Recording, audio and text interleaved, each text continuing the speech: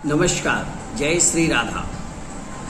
मैं आपका ज्योतिर्विद प्रभात त्रिपाठी पुनः आपके साथ एक नई जानकारी लेकर के आया हूँ। आज मैं जिन बिंदुओं पर बात करने वाला हूँ वो बेहद अच्छी है।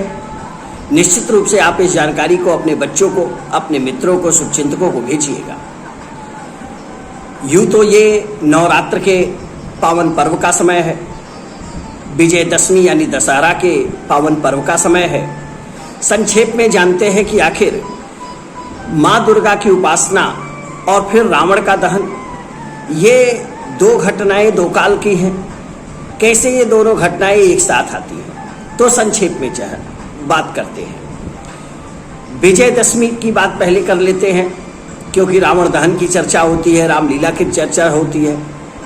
हम जानते हैं कि रघुकुल में एक महाराज दशरथ थे, जिनके पुत्र भगवान श्री राम, लक्ष्मण, भरत, शत्रुघ्न थे। भगवान श्री राम को माता कैकेयी के वचनानुसार वनगमन करना होता है, 14 वर्ष जंगल में व्यतीत करने होते हैं। उसी बीच में उस समय काल के राक्षस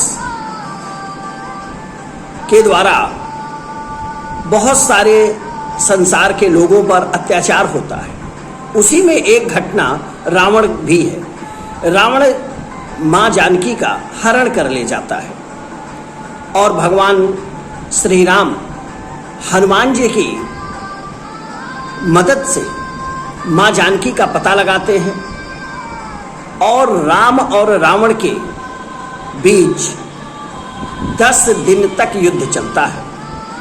10 दिन तक, इसीलिए इसका नाम दशहरा है। और 10वें दिन भगवान श्री राम रावण का वध करते हैं।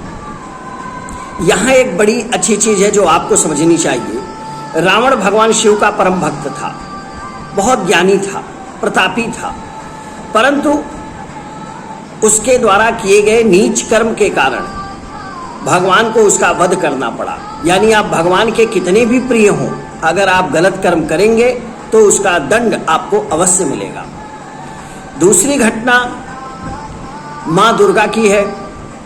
एक राक्षस महिषासुर अत्यंत क्रूरता से दुनिया पर, समाज पर अत्याचार कर रहा था और पूरी दुनिया त्राहि त्राहि कर रही थी।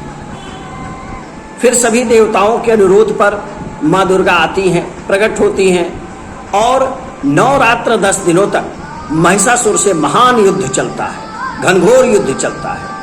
और उस युद्ध के परिणाम स्वरूप 10वें दिन माँ महिषासुर का वध करती हैं और इस दुनिया को उसके कोप से, उसके अत्याचार से मुक्ति दिलाती हैं। सॉरी।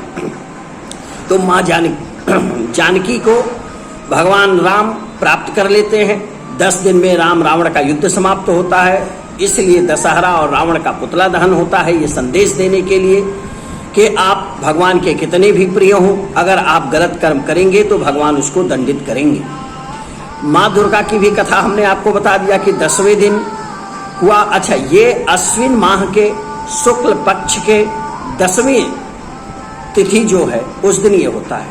तो ये बड़ी खूबसूरत बात थी। मैंने सोचा कि आज नवरात्र का 9वीं तिथि है और दशहरा का त्यौहार पर्व चल रहा है। आपके अगल बगल में रामलीला का मंचन हो रहा होगा। तो हमारे बच्चे कई बार इन चीज़ों से नहीं जान पाते, तो संक्षेप में इसके लिए एक कथा मैं कह लेता हूँ जिससे सभी का कल्याण होगा। मैं एक और बात आपसे कहना चाहता हूँ।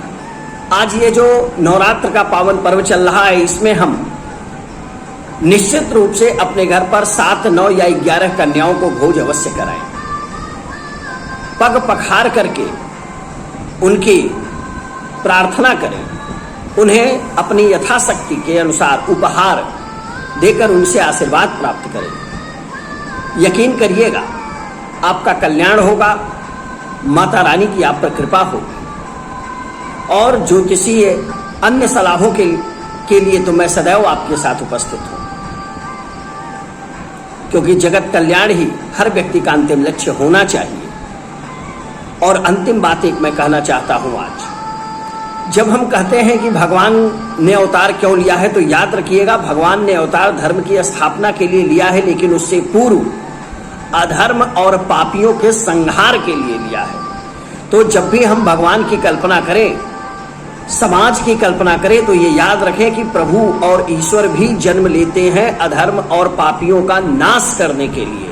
और जब तक अधर्म और पापियों का नाश नहीं होगा तब तक धर्म की स्थापना संभव नहीं है। अगर आपको लगता है कि अहिंसा और प्रेम से बातें बन सकती थी, तो भगवान श्री कृष्ण की बात दुर्योधन मान लेता, महाभारत नहीं होती। परंतु यकीन करिए, सठे साठ्यम समाचरे। आपका दिन शुभ हो, अच्छा हो। आपको नवरात्र और दशहरा की अनंत शुभकामनाएं। राधा जी आपके ऊपर कृपालु रहें, अपनी भक्ति के रस में आपको डुबोए रहें, आपका जीवन कल्याणमयी हो, आध्यात्मिकता और सात्विकता से भरा हो। राधा राधा। मैं पुनः हाजिर होऊंगा अपने नए वीडियो के साथ।